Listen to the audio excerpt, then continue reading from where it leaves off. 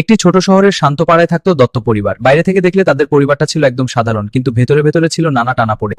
ওরা কি ঠিক মানুষ হবে রে? চরিত্রই আসল, সাফল্য তারপরে। মা কি হয়েছে দেখো, আমি পারি। আমি চেষ্টা করব। আমার ভালো রেজাল্টই সব, পরিবার বড় কথা না। দাদা তুমি এত অহংকারী হয়ে যাও। ছেলেটা বড় হয়ে কি হবে? মিতালি ছিল সম্পূর্ণ ভিন্ন। সে ছিল শান্ত, সংবেদনশীল আর সহালাকের প্রণত। ধন্যবাদ মিতালি। অরূপ, চিকিৎসার খরচে আমাদের সঞ্চয় শেষ। বাবা, আমি চাকরি পেয়েছি, এখন থেকে আমি আলাদা থাকবো, নিজের ভবিষ্যৎ গড়ব। মা, এই সিদ্ধান্তটা নেওয়া খুব কঠিন ছিল। অরূপ তুই এটা করলি, আমার খুব কষ্ট হচ্ছে। কিন্তু ঠিক তখনই পরিস্থিতি বদলে হবে। সঙ্গে অসুস্থতার মাথায় এসে পড়ল। ধীরে ধীরে সে নিজের ভেতরের সাহসকে খুঁজে পেল। কিন্তু ঠিক তখনই পরিস্থিতি বদলে হবে। সঙ্গে অসুস্থতার মাথায় এসে পড়ল। ধীরে ধীরে সে নিজের ভেতরের সাহসকে খুঁজে পেল। অন্যদিকে অরূপ বড় চাকরি পেলেও মানসিক শান্তি পেল না। একদিন অফিস থেকে ফিরে সে হঠাৎ খুব অসুস্থ হয়ে পড়ে। এখানে কেউ নেই। অরূপ তুই ফিরে এসেছিস। এসো বাবা, সবাই মিলে খাবো।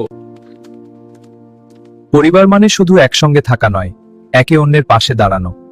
সত্যিকারের শক্তি আসে ভালোবাসা আর একতা থেকে। আর রাহুলের পরিশ্রম দেখিয়ে সাফল্য শুধু নম্বর বা টাকা নয়। ঠিক বলেছ, পরিবারই মানুষের সবচেয়ে বড় শক্তি। ভালোবাসা প্রবল সমস্যায় জয় করা যায়। হ্যাঁ, আমরা